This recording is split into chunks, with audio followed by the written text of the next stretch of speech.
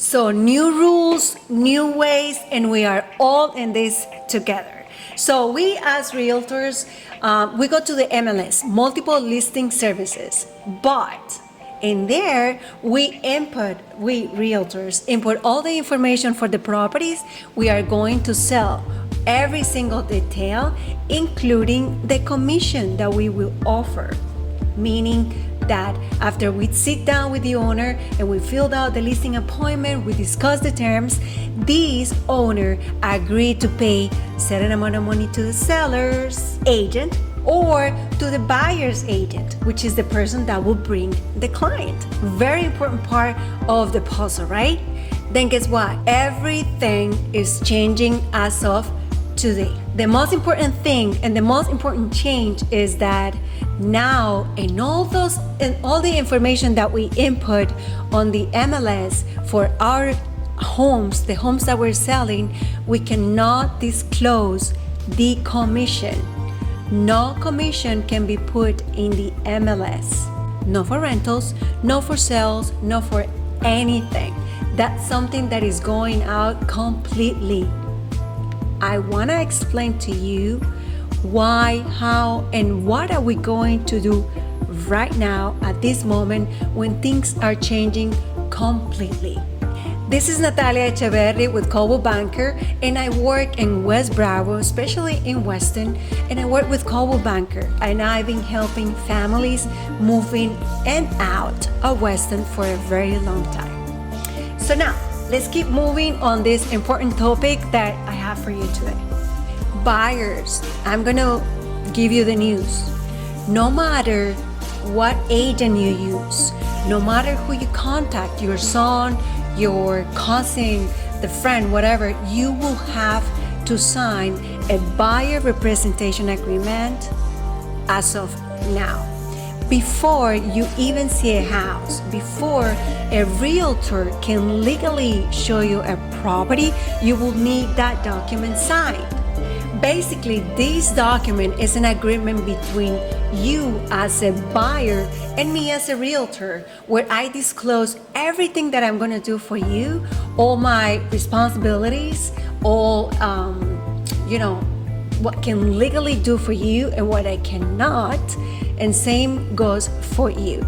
And for us to have an understanding of the terms as far as like what area I am going to help you with, what term that contract is going to have, how much commission I will get paid. All those little details will be in there. Think about this agreement as like, let's say you go to a lawyer, right? I want you to represent me in this case. What are your fees? Then the lawyer is going to tell you like, listen, these are my fees, this is what you're going to get, this is how much you have to pay. And then if I go and fight for you, then everything is included and you don't have to pay a penny, but you will get X amount of money. In this case, it's the same thing. I will fight for you, I will fight for my commission, and then at the end, what will you get? A beautiful house, the house that you want for you and your family. This is an amazing change. Why? Because there's going to be a little bit more loyalty, a little bit more of professionalism between your realtor and you and your realtor. Probably sometimes you don't get what you really were expecting from that professional, okay? In this case, the professional that you work with, you have everything in order, you know exactly what to expect. There are 3 things that I see happening. Number 1, when buyers think that they can save, that they can do a better job going to the listing agent directly, okay? This is very important, and I'm gonna tell you why. When I go to that owner to sell their property, I have a responsibility. I sign a contract with that owner, with that seller, that I will sell their house for the highest money, the best conditions, the best terms, the best time, everything I will do for that house and that seller so they can benefit as much as they can in every single aspect. So now, if you come to that listing agent that is working on the best interest of the seller, what do you think will happen to you?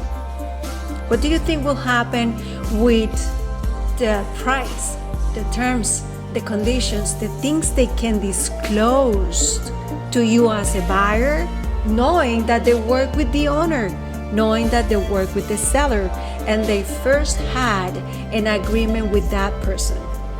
Do you think you're gonna be getting good deal, the right treatment, legally, everything is completely like weird. It's like good cop and bad cop situation. You cannot work at the same time, be good for one person and be good for the other one. So I want you to be very careful with this, because this might start going through the minds of the buyers, knowing that if they will have to now, speak to the realtor about their commission, their agreement, they say, okay, I don't want to do that. I'm going to go directly to the listing agent. Be careful, because now this might not work on your best behalf. Number 2, your realtor, the person that you are going to sign the contract with, will have a lot of work to do behind the scenes before even showing you a property. There's gonna be a lot of back and forth documents to sign, especially when, let's say you're gonna start working with them, you wanna see, 6 houses in a day, probably for a couple of days.